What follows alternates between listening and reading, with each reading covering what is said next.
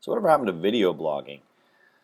I remember when I was looking into blogging back in 2003 and 4, there was something called video blogging. Sometimes it was called vid blogs, various terminology. But the idea that somebody would do just as I'm doing now, sit in front of a camera, record it, post it online as a blog, seemed like something that would be pretty um, pretty well received and used in all kinds of contexts. And yet, I don't think that it's done, especially in the world of education. It's been used in much form at all. Certainly not in the long term. There have been some short types of projects that use video and video blogging as a format, but not in the way I think that I had envisioned. That's for sure. YouTube still remains a place where I think we see a lot of people that would, whether we don't maybe not call it a blog, but they're using their YouTube channels in this kind of talking head format. But I began to think about, why that is, and some of the things that might hinder from us doing that, and why we might want to reconsider that. I mean, first of all,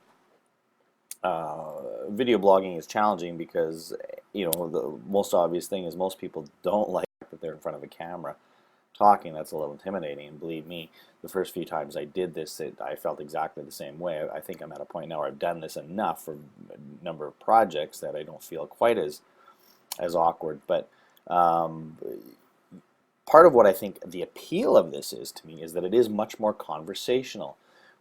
When I first got into blogging, and I still believe it, is that it's less of a published, finished form and much more conversational. Blogs are intended to be conversational. That's why we have comments on the bottom. That's why we exchange ideas, we clarify, we ask questions.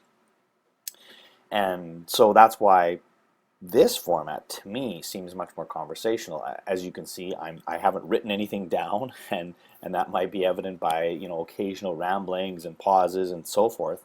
And that's why writing potentially is the more cleaner communication tool, because you do have a chance to edit and cut out things. But again, that's a form of a published work that we're more comfortable with. This is a conversation. I'm talking, and you can see me, you can hear me, you get a sense of time and space and who I am, personality-wise and so forth, that you don't always get from text.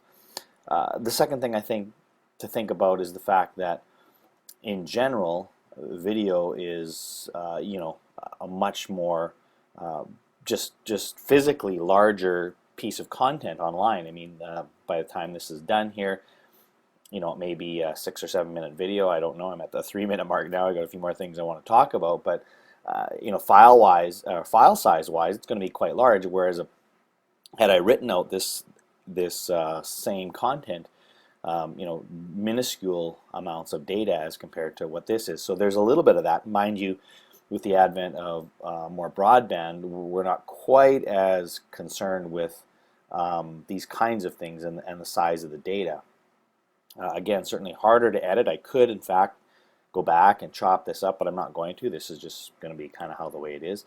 The other thing that's challenging with video is that it's much harder. It's nearly impossible to search and scan, whereas you can look at any amount of text and use a number of tools and methods in which you could scan, or just even visually you could skim from beginning to end rather quickly and find the points or the ideas that you want, or get a sense, I guess, early on if it's something you really want to now sit down and delve into. At this point, if you're still with me, you've invested 4 minutes and 15 seconds of your life, and you may not feel like you're getting a lot of value out of it, to which I apologize. But again, that's part of the negative of a video. It just doesn't scan very easily. I remember a couple years ago I put a plugin on my site called, I think it was called, I'm going to say Gliffy, but I know that's not the right term. But it was a plugin for WordPress where people could, instead of using text, they could actually click a button, record a video comment, or just audio. And I remember when I put it in, I kind of put it in a blog post, just letting people know that that feature was there. And early on, I had a few people would take me up on that, but very, very few people would bother doing that, because there's an anonymity and a security, I think, behind text. I'm definitely putting myself out there at this point by speaking. All of this, and I'm going to wrap this up right now, so don't feel like you have to. Here comes the good part, right? I really think that there is something special and unique about using these kinds of tools to communicate a better sense of trust and community when people are more transparent and more open in the way that they have a conversation. I guess the struggle is figuring out the spaces and places that are most appropriate to use video in this context, and when text still can trump video. I don't have that quite sorted out, so this would be a great opportunity for you. If you're so brave and you could do a video response to this on YouTube, wow! But even if in the comments below you have some thoughts around the use of video as opposed to text, particularly in an online environment, and particularly as we think about building trust and community and having conversations about learning. So drop a line below if you would, or post a video if that does work for you.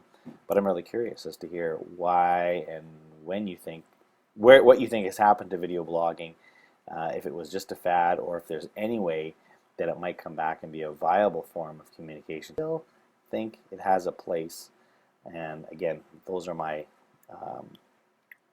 thoughts in again, a much more random, rambling kind of way, but I hope that there's something here that stimulates thought and ideas for you.